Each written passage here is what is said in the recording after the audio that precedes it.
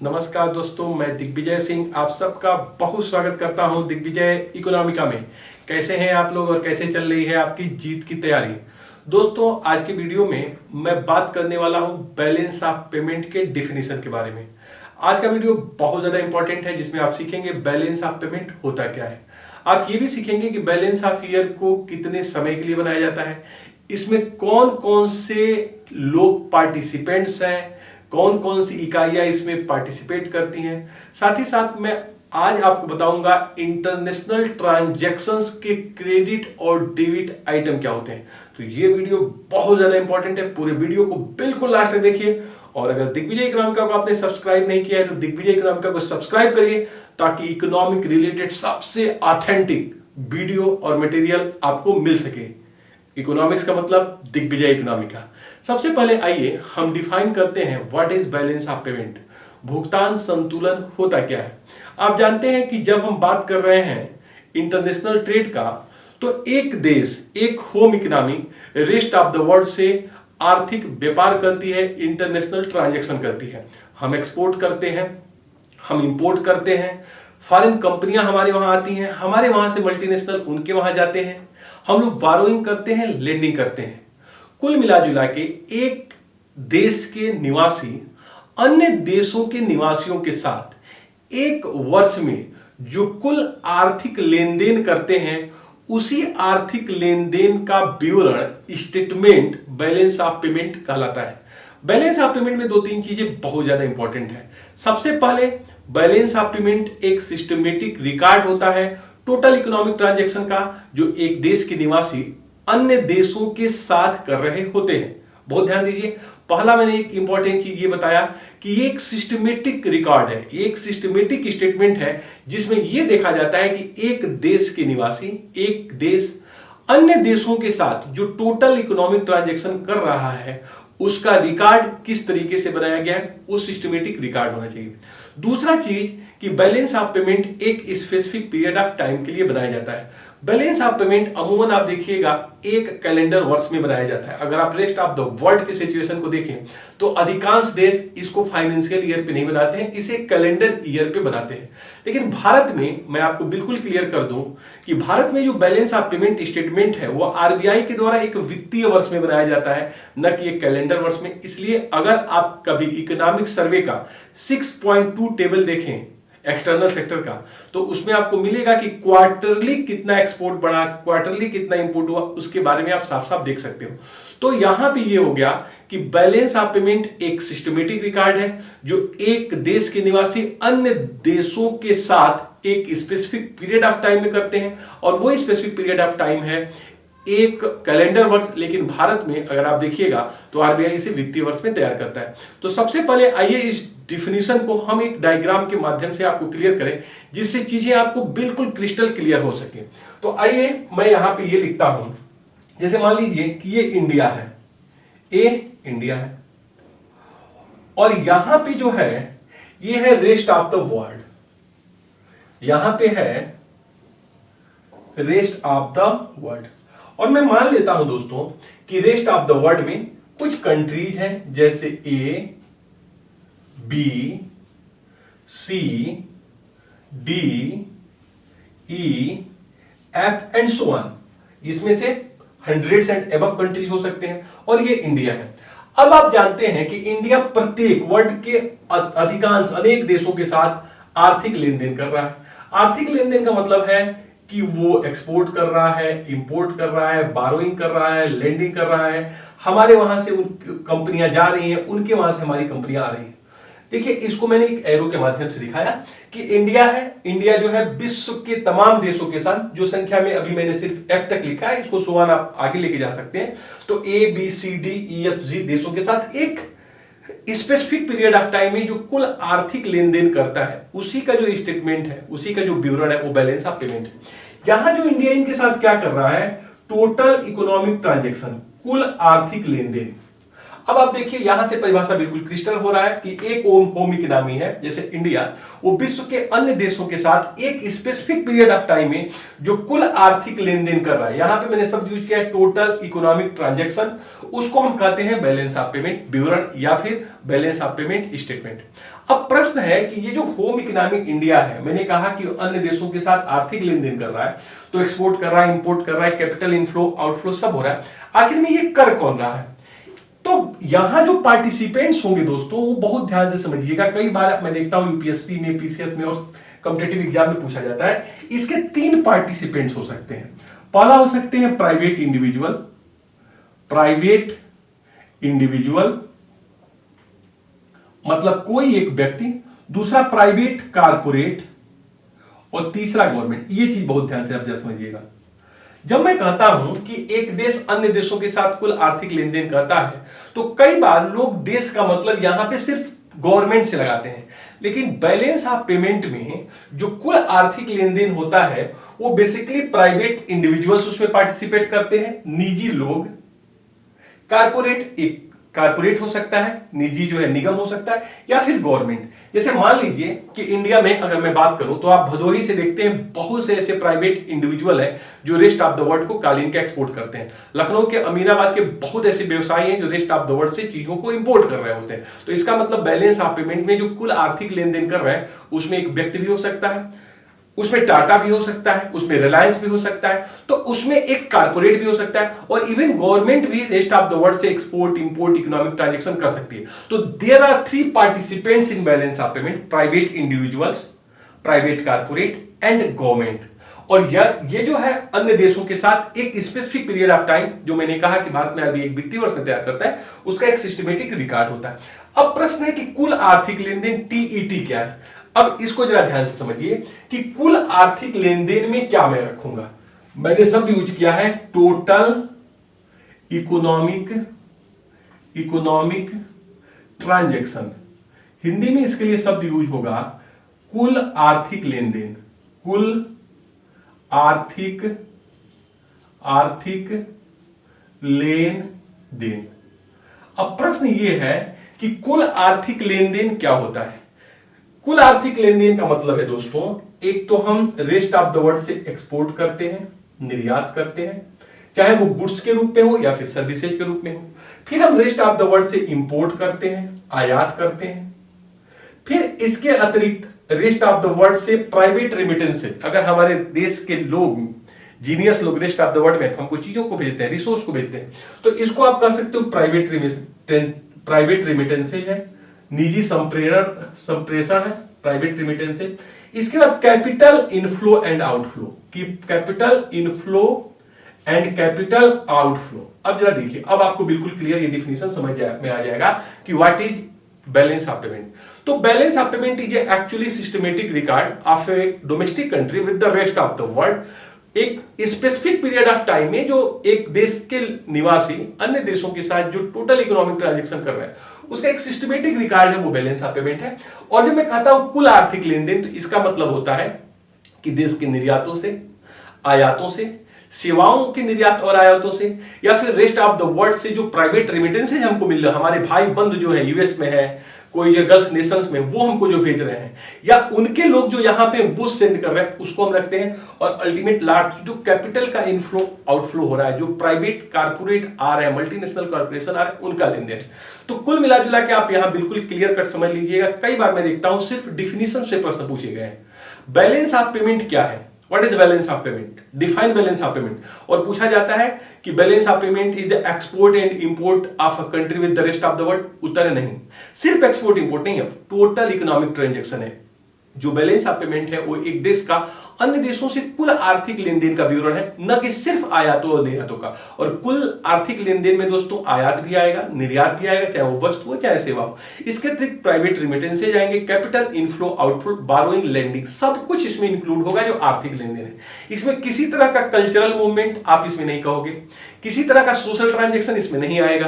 किसी की शादी हो गई तो उसको बैलेंस ऑफ पेमेंट में बिल्कुल मत जोड़िएगा, सिर्फ आर्थिक लेन देन का ही ब्यौरा, ये आप समझिए। दूसरा, मैंने यहां बिल्कुल क्लियर आपसे कहा कि बैलेंस ऑफ पेमेंट चूंकि हम एक वर्ष के लिए बना रहे हैं, और भारत में, इंडिया में आरबीआई इसे एक वित्तीय वर्ष में बना रहा है, तो एक वित्तीय वर्ष का ही इकोनॉमिक ट्रांजैक्शन का ये रूपरेखा है, मसौदा है, ट्रांजैक्शन है, स्टेटमेंट है।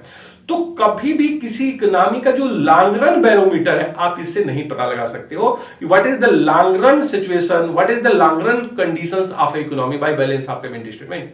क्योंकि वो सिर्फ एक वित्तीय वर्ष के जो आर्थिक उसके व्यवहार हैं, जो आर्थिक लेन देन है, उसी का चूंकि विवरण है, इसलिए शॉर्ट रन में उस इकोनॉमी की क्या कंडीशंस है उसको आप इससे एस्टिमेट कर सकते हो।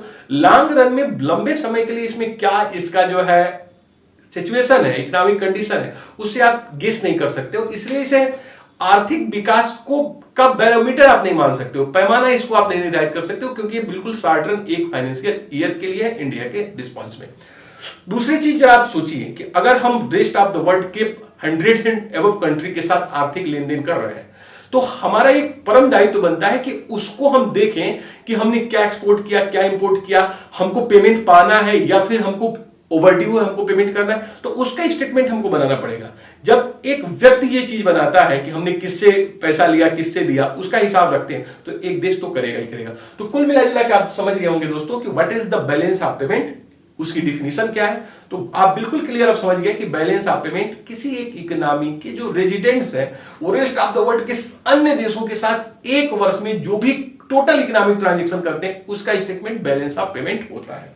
अब इस परिभाषा को समझने के बाद आइए मैं बताता हूं कि जो इंटरनेशनल ट्रांजैक्शंस हैं उसके क्रेडिट एंड डेबिट आइटम क्या है। कई बार मैं देखता हूं यूपीएससी में, पीसीएस में, कॉम्पिटिटिव एग्जाम में इसके ऊपर प्रश्न पूछा जाता है और अधिकांश लोग इसको समझ नहीं पाते हैं और गलत करके चले आते हैं। तो अब आप हेडिंग डालेंगे इंटरनेशनल ट्रांजैक्शन, अंतरराष्ट्रीय व्यवहार या फिर लेन देन क्या होते हैं। तो हेडिंग जरा डालिए आप लोग, इंटरनेशनल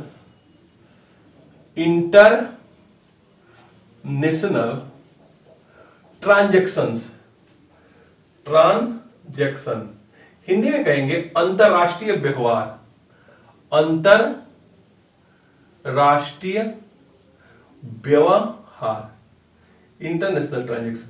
ये दो तरह के होते हैं, एक क्रेडिट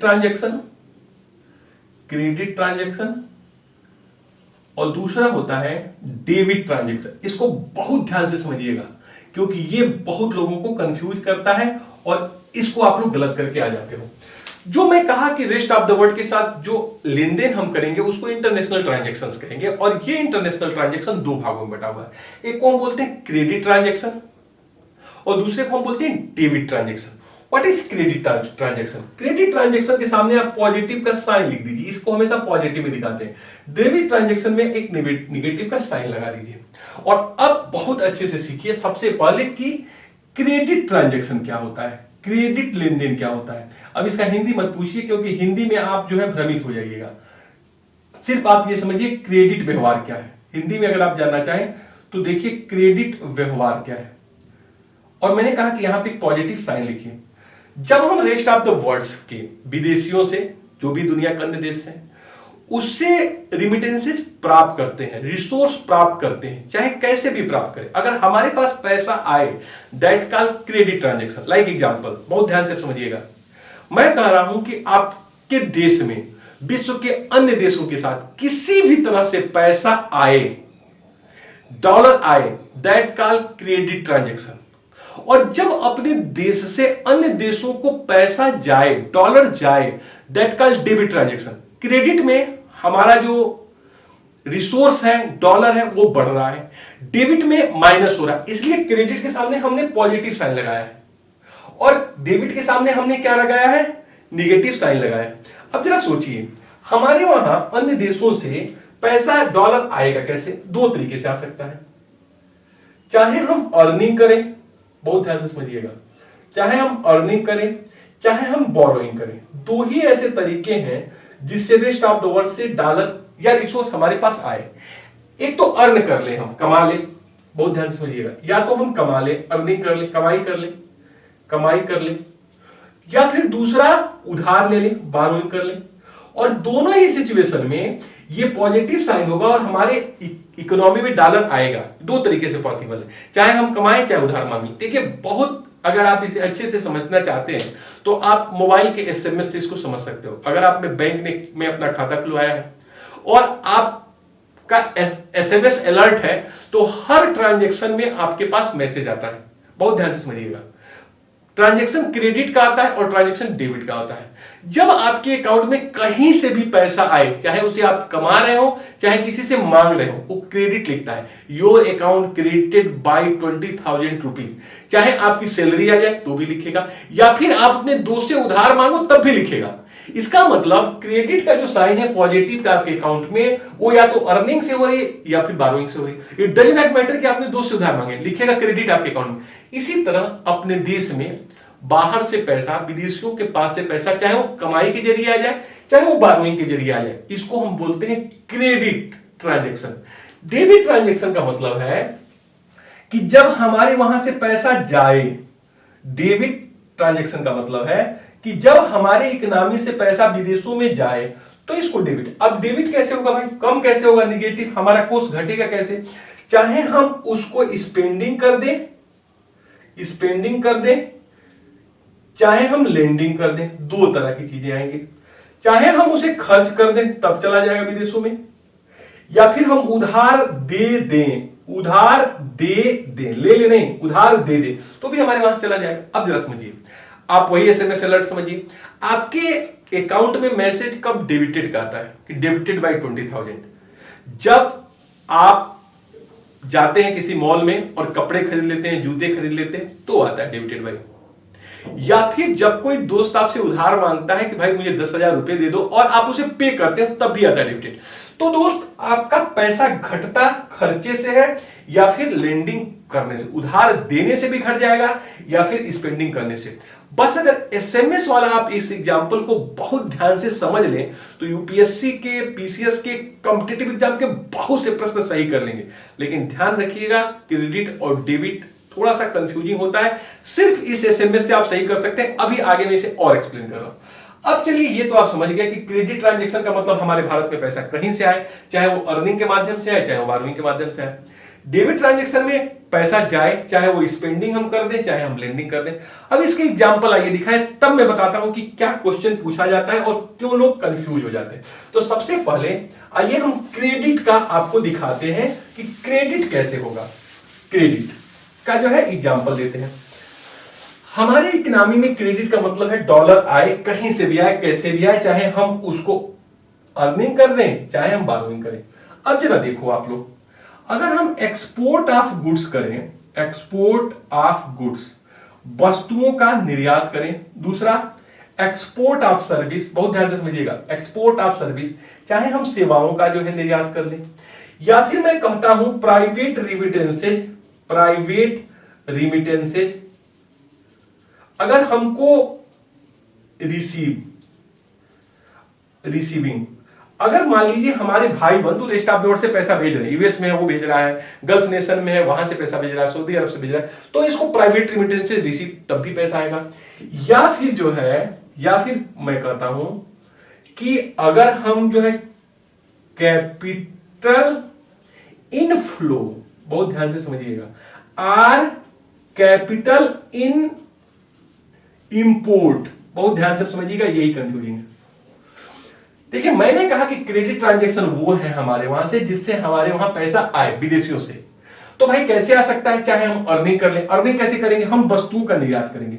अगर हम वस्तुओं का निर्यात करें, अगर हम धान का निर्यात कर दें, हम इंजीनियरिंग गुड्स का एक्सपोर्ट कर दें रेस्ट ऑफ द वर्ल्ड में, हम मलिहाबादी आम एक्सपोर्ट कर दें, हम कालीन एक्सपोर्ट कर दें, तो इससे जो है हमारे पास डॉलर आएंगे, तो पक्का है क्रेडिट होगा हमारे अकाउंट में, धनात्मक आएगा। इसी तरह हम सर्विसेज का अगर एक्सपोर्ट कर दें, सेवाओं के एक्सपोर्ट करें, अब सेवाओं के एक्सपोर्ट कैसे करेंगे, किसी सॉफ्टवेयर को सेल कर देंगे रेस्ट ऑफ द वर्ल्ड में, डॉलर आ जाएगा। देखिए, डॉलर आया तो क्रेडिट आ गया। प्राइवेट रेमिटेंसेज रिसीविंग, अगर हमारे भाई बंद गल्फ नेशन से हमारे वहां पैसा भेज दें, तो इसको हम कहते हैं, एक शब्द देंगे बैलेंस ऑफ पेमेंट में, आगे देखिएगा, यूनिलैटरल ट्रांजैक्शंस, एक पक्षीय हस्तांतरण। जब प्राइवेट रेमिटेंसेज आएगा हमारे वहां से, ये जा भी सकता है, क्योंकि अगर उनके देश के लोग यहां हो तो लेके जाएंगे, हमारे देश के वहां है तो लेके आ रहे हैं, तो प्राइवेट रेमिटेंसेज है तब भी हमारे वहां इकोनॉमी में पैसा आएगा। फिर देखिए कैपिटल इनफ्लो, अब ये समझने वाली बात है। कैपिटल इनफ्लो का मतलब है कि प्यूमा आ गया, रिबॉक आ गया, एडिडास आ गया, थम्स अप, कोका कोला सब आ गए, तो भाई डॉलर लेके आएंगे ना आपके वहां, इसको हम बोलेंगे कैपिटल इनफ्लो। और कैपिटल इनफ्लो के लिए एक शब्द यूपीएससी यूज कर दिया, कैपिटल इंपोर्ट। पूंजी का आयात, दोनों सही शब्द है, चाहे आप कैपिटल इंपोर्ट बोलो चाहे कैपिटल आप इंपोर्ट बोलो, दोनों सही। इसका मतलब क्या हुआ कि अगर हम गुड्स एंड सर्विसेज का एक्सपोर्ट करते हैं दैट इज क्रेडिट ट्रांजेक्शन, लेकिन अगर हम कैपिटल का एक्सपोर्ट कर दें तो ये क्रेडिट ट्रांजेक्शन या डेबिट ट्रांजेक्शन हो जाएगा, क्योंकि आपके वहां से पैसा चला जाएगा। बहुत ध्यान से समझिएगा, कंसंट्रेशन बनाइए, यहीं पे काफी लोग गच्चा खा गए थे। अगर मैं कहता हूं export of goods and services that will be credit transaction, क्योंकि हमारे वहां पैसा आ रहा है, but capital import is credit and capital export is debit. अगर तुम्हारे वहां से टाटा जगुआर के रूप में ब्रिटेन गया तो that is credit not debit. ये जो है sorry that is debit not credit.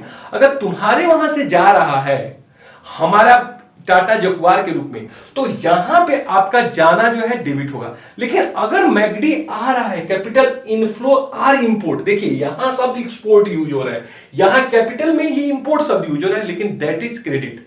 तो मैंने आपको पहले ही बता दिया कि चाहे आप अर्निंग कर लें, कमा लें, चाहे आप उधार मांग ले, बारोइंग कर ले, दोनों ही सेंस में ये हो जाता है क्रेडिट आइटम। तो बहुत ध्यान से समझिएगा, क्या नोट कर लीजिए कि export of goods and services counted at credit item, but import of capital counted as credit item, या export of capital would be debit item. समझ गए?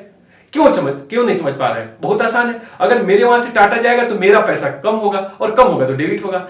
आ रहा है प्यूमा तो ये देखिए आने को हमारे पैसा बढ़ेगा, इसको हम कहेंगे डेबिट। तो थोड़ा सा उल्टा हो जाएगा वस्तु और सेवा और कैपिटल के सेंस में।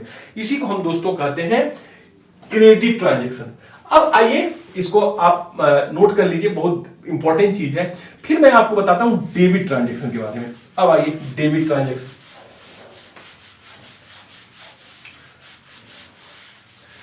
अब आइए आप लोग हेडिंग डालिए डेबिट ट्रांजेक्शन। मैंने कहा डेबिट का मतलब है, डेबिट ट्रांजेक्शन का मतलब है निगेटिव।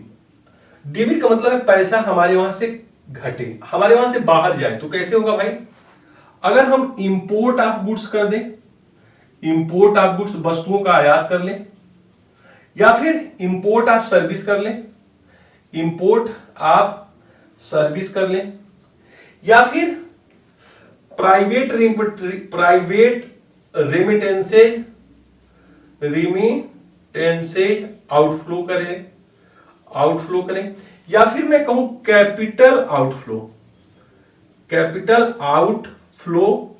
Are capital export. अब जरा ध्यान देखिए आप लोग, बहुत ध्यान से समझिए।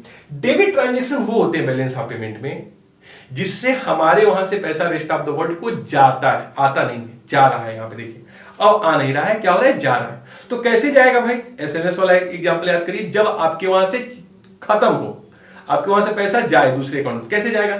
जब हम वस्तुओं का आयात कर लें, अगर हम चाइना से मोबाइल मंगा रहे हैं, यूएस से हम आईफोन परचेज कर रहे हैं, तो हमारे वहां से डॉलर जा रहा है। इसी तरह इंपोर्ट ऑफ सर्विसेज, अगर रेस्ट ऑफ द वर्ल्ड से किसी भी सर्विस का हम इंपोर्ट कर रहे हैं तो डॉलर हमारा जा रहा है। इसी तरह प्राइवेट रेमिटेंसेज आउटफ्लो, विदेशी यहां पे रह रहे हैं, यूएस के लोग रह रहे हैं और वो पैसा भेज रहे हैं अपनी इकोनॉमी में, तो पैसा जा रहा है, तो सब डेबिट हो रहा है।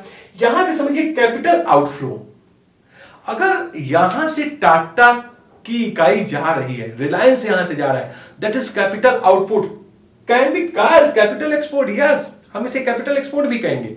तो capital export counted at debit not credit. यहां देखिए इंपोर्ट शब्द यूज हुआ है, वस्तुओं और सेवाओं का जो आयात है वो डेबिट है, लेकिन जो पूंजी का निर्यात है वो डेबिट है, पूंजी का आयात है वो क्रेडिट है, जबकि मैं पहले अभी आपको स्पष्ट कर दिया था। तो यहां पे लोग कंफ्यूज हो जाते हैं।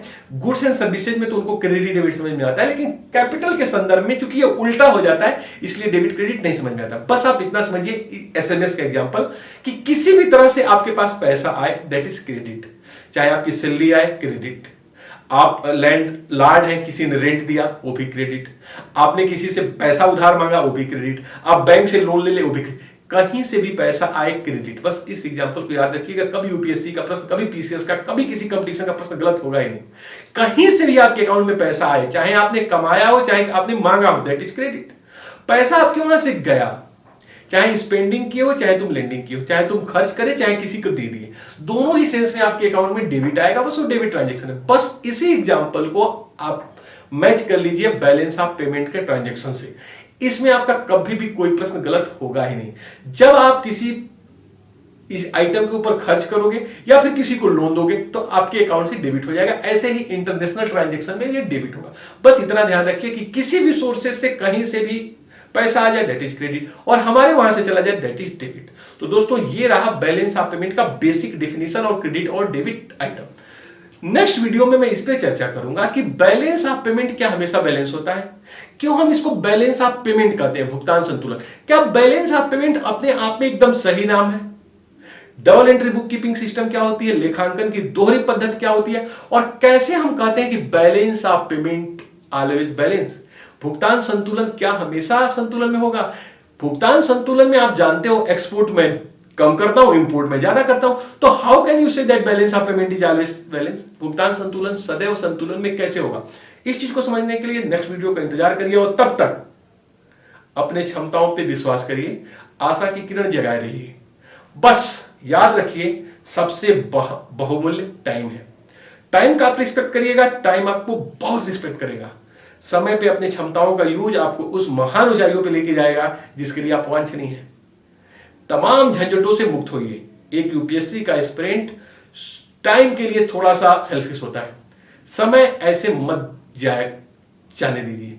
समय को एक एक मिनट यूज करने का प्रयास करिए। अपने माइंड में रखिए कि एक सर्टेन पीरियड ऑफ टाइम में मुझे क्या क्या चीजों को तैयार करना है। एक स्ट्रेटजी बनाइए कि मुझे 1 महीने में क्या कवर करना है, 2 महीने में क्या कवर करना है, मुझको कवर करना है। कब मुझे मॉडर्न हिस्ट्री कब कवर करना है, कब मुझे इकोनॉमी कवर करना है। कवर करने की अगर स्ट्रेटजी आप नहीं बनाओगे तो आप फेल हो जाओगे।